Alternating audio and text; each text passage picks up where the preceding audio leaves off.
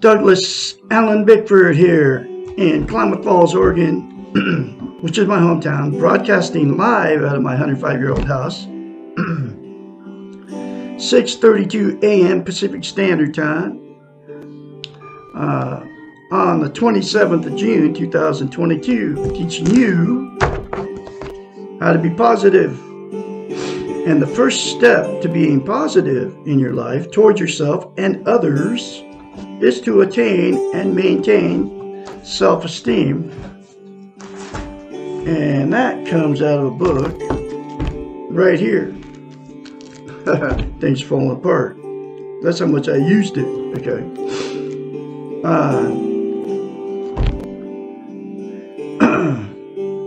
To be positive, you have to attain and maintain self-esteem. Here's what self-esteem is. It's how you feel about yourself inside. It's also known as self-love, self-confidence, self-worth. Okay. You can think of self-esteem as this. Most people don't know what the two words even mean. We all have been in romantic relationships. You know that good feeling when you first meet that person and you're bragging to all your family and friends how great they are and how you're soulmates and God got you together on purpose and you're never going to separate. You're going to die together. You're making all these vows to each other. Well, self-esteem is that good feeling towards yourself. And Dr. Susanna McMahon, who wrote the book, The Portable Therapist, and every chapter in this book talks about how we have been trained and taught not to love ourselves, not to have help, not to have self-esteem. Okay. Is 73, lives in Madrid, Texas. She wrote this book in the 90s. It was published in 1992, so 30 years ago, folks, this book was written.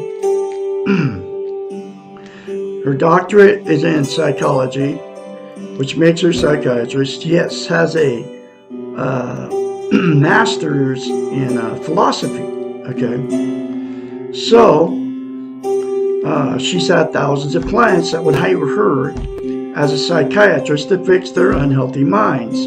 That's what psychiatrists do. They go to school to study the science of the mind, which is how the mind functions. Okay. In order to have a healthy mind, she knew that her clients that were paying her big bucks didn't have self-esteem because nobody was teaching it back then. And just like nobody's teaching it now. Okay? Because they don't want us to have it. It's being trained. We're being trained and taught not to have it. Okay? Now it's the social media doing it to us. Facebook and all the social media. Instagram, YouTube, and all that. Right? But anyway, so being a psychiatrist, she knew they didn't have self-esteem. Okay? So she had to come up with a way to get her clients to give themselves self-esteem. Because nobody can give you self-esteem. I can't give it to you. She couldn't give it to her clients. You have to do it. Okay? So she devised this concept. It's called mirror therapy. And she told her clients to look at themselves in the mirror and say 4 things. I love you. I love my inner child. I'm worthy to be loved. I'm worthy to love. I'm full of goodness. Those 4 things to yourselves in the mirror, just like it did to her clients, will give you self-esteem. But you have to practice it daily. Okay? It'll instantaneously give you self-esteem as soon as you say that to yourself in the mirror. Instead of criticizing yourself, folks. But to maintain that self-esteem, you have to practice it. It's like lifting weights. If you start lifting weights and stop, you have to start over from scratch. Self-esteem is the exact same thing for the brain. She knows it as a psychiatrist. Okay, that's why she came up with mirror therapy. So you have to say it daily to yourself. Okay, for the rest of your life, literally. It'll take you less than 10 seconds. I love Douglas Allen Bickford. I love my inner child. I'm worthy to be loved. I'm worthy to love. I'm full of goodness. Okay. And the reason she came up with mirror therapy as a psychiatrist, a psychological event happens in our brain. You being in front of the mirror, she knew it as a psychiatrist, knows it. We cannot lie to ourselves in the mirror. Okay. So that's why when you get in front of the mirror, whether it's in the morning or whenever you get in front of the mirror, we're all in front of the mirror every day. Most of us, you can very easily criticize yourself. That's because that's how you feel about yourself, and you're not lying to yourself in the mirror when you think or say something bad about yourself when you're in front of the mirror. You can't say 4 good things to yourself in the mirror, which I just told you to do, because you can't lie to yourself in the mirror because you don't feel that way about yourself. So, the very first time you do it, folks, you'll have to force yourself to do it. Trust me, it'll seem very strange and awkward the very first time you do it. I mean, it feels weird. It feels so weird you don't want to do it. But force yourself beyond that feeling. And the more you say it, the more you feel it, and the more you believe it. You have no idea what you're missing by not having self-esteem. Most people don't have self-esteem because nobody's teaching it. Except for Douglas Allen Bickford here in Klamath Falls, Oregon. Okay. That's why the words, 2 words, self-esteem. Nobody ever talks about those 2 words, right? It's like a taboo subject. You bring up the word self-esteem and people are like, what are you talking about that for? You know, it's like, boom, they want to do that to you when you start talking about self-esteem. And they don't even know what the 2 words even mean. Okay.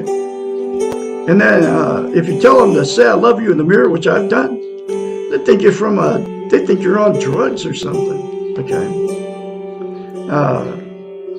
But it all comes from a psychiatrist. Okay. It doesn't come from Douglas Bickford here in Klamath Falls. But anyway, so you're going to have to force yourself to do it the very first time. But just do it anyway, okay? No matter how it makes you feel. So, the reason self-esteem is so important to attain and maintain is you can't be content without it. What content means is you feel good about how, where, and what you are. It's also known as internal peace. There are 11 things that people are using to try to be content.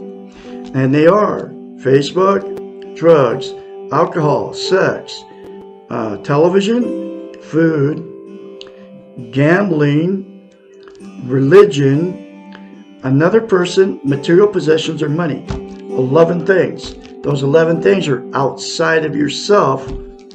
They will make you content temporarily, but that content feeling always goes away. Okay. There's absolutely only one thing that will make you permanently content and have internal peace, and that's to attain and maintain self-esteem. And it's the 4 things to yourself in the mirror daily for the rest of your life, folks. Okay?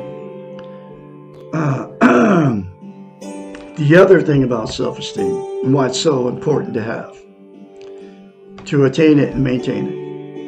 You can't love without it. You can't be loved. So what happens in romantic relationships, whether you marry them or don't marry them, you'll attract somebody without it.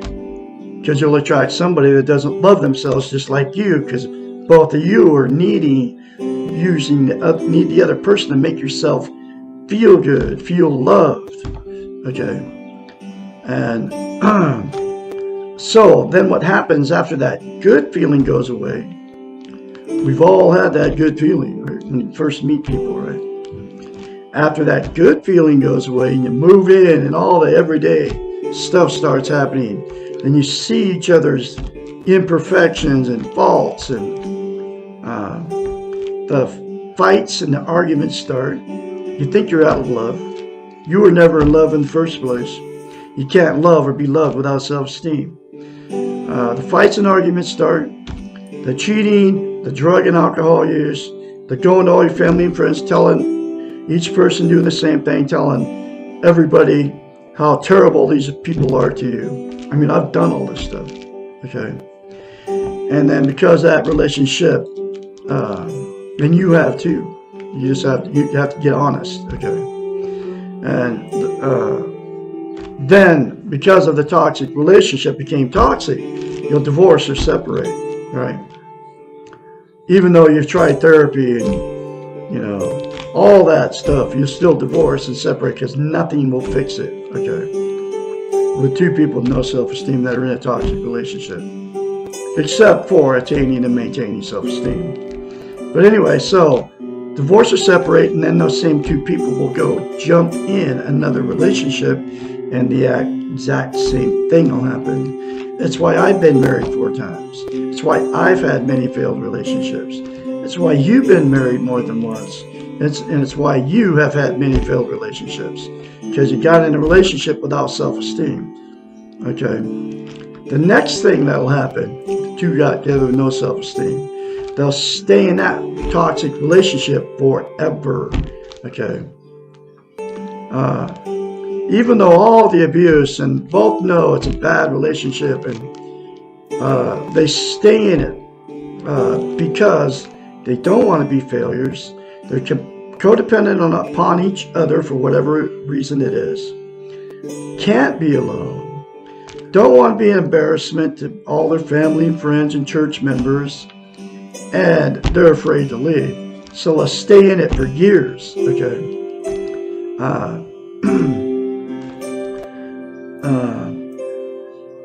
Then what happens is it becomes a dysfunctional family at that point. And then dysfunctional families turn out more dysfunctional families.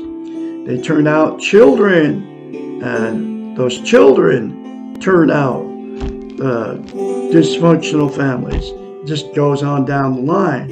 Okay. All the emotional and sexual abuse that happened between the first two just gets swept under the rug by all the family members, and there's a lot of that going on too. And then the children of the dysfunctional family become dysfunctional, their marriages and all that, because they carry it into their marriages, and then all the dysfunctional emotional, sexual, and physical abuse from those, the children, gets swept under the rug, and then just keeps going.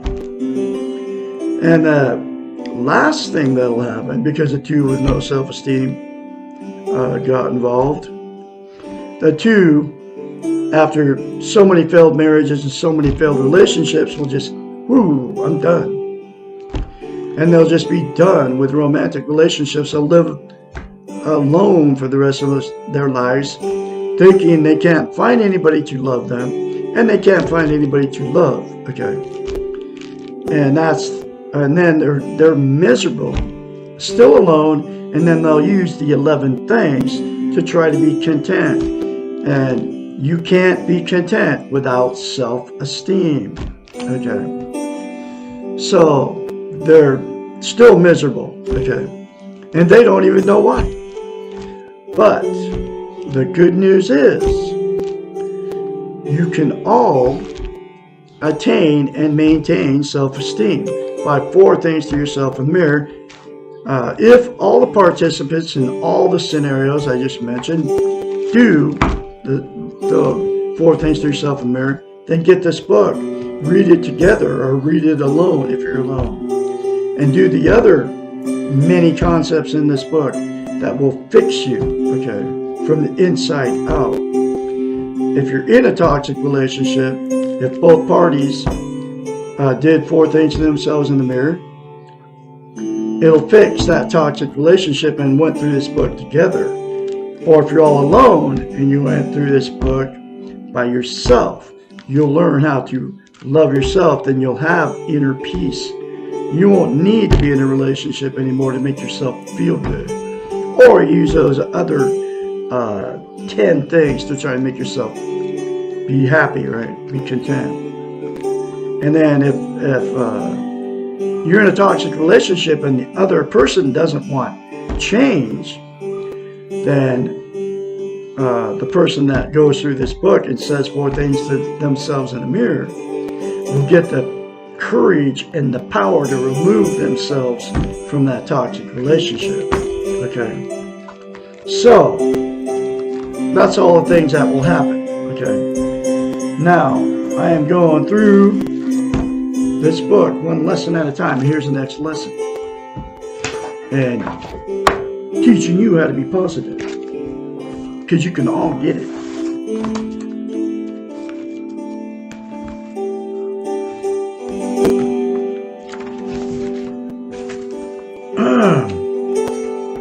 Lesson 41. Why must I go through more pain? From Dr. Susanna McMahon.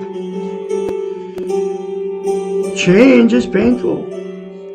Any new learning involves some pain. Relearning involves even more. Pain is a normal component of growth and evolution. Remember the growing pains when we were growing up. Learning to love yourself, to have self-esteem, means turning away from a model that you're familiar with and working with a new model that looks and feels awkward and strange, and that feels awkward and strange to you for me to tell you to say I love you in the mirror. And when you do that, it's going to feel awkward and strange, just like I said. Nobody's ever taught you this before. Okay. This is painful. Anything familiar, even though it may cause pain itself, feels like a loss when you initially turn away from it. Think about terrible relationships that you have known or perhaps have been involved in. We've all been in bad ones. You might be in one right now.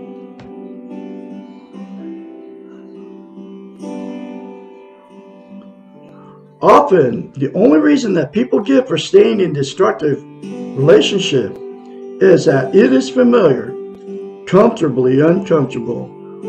Somehow the unknown, merely by virtue of being unfamiliar, is more frightening than the pain-filled known. This may seem a little crazy, but it occurs frequently. Our Western model, here's that training, has taught us not to take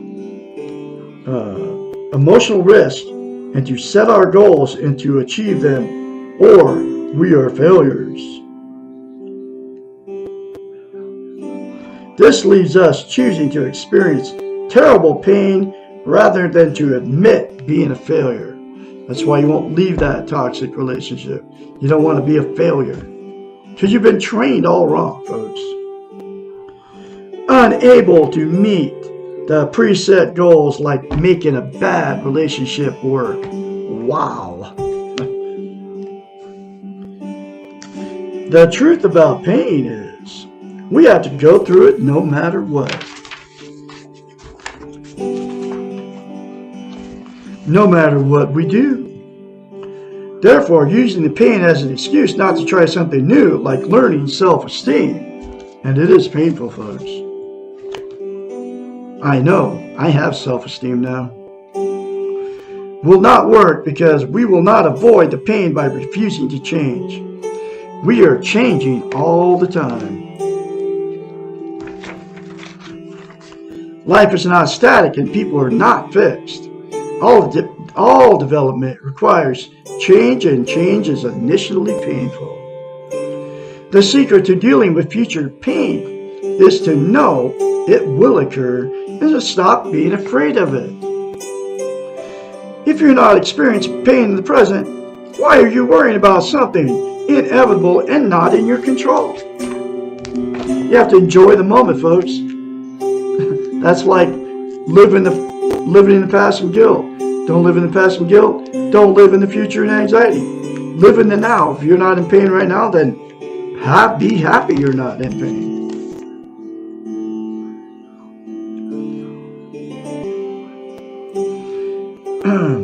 If you are not experiencing pain in the present, why are you worrying about it? Something inedible not in your control. Rejoice in the fact that you are currently pain-free and trust yourself that you will be able to deal with your future pain when it occurs. Being afraid of the pain of life has stopped many from living their lives to the fullest. If you are one of the fearful ones, think about the definition of courage. Courage means to be afraid and do it anyway. If you're not afraid while you are doing something, then you're not being courageous. It takes more guts to go out and live when you are afraid of pain of life than it does to live without fear. Begin by being courageous and live your life in spite of your pain. After a short while, your new behaviors will become familiar and you will no longer be afraid of the future pain of living. And when pain does occur, and it will, you will be able to cope with it and let it go. I mean, this is all the stuff I've learned, and you can all learn the same thing and free yourself from all this stuff that we've been trained to believe about ourselves. I'm going to have another lesson for you tomorrow, which will be lesson 42.